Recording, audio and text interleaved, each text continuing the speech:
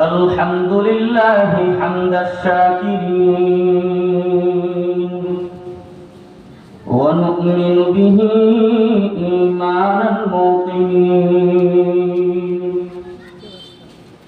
ونقر بوحدانيته إقرار الصادقين ونشهد أن لا إله إلا الله رب العالمين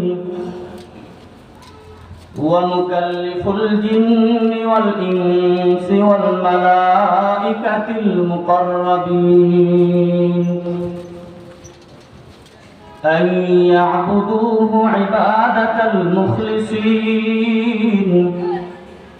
ونشهد أن سيدنا ومولانا محمدا عبده ورسوله سيد المرسلين أما بعد فأعوذ بالله من الشيطان الرجيم بسم الله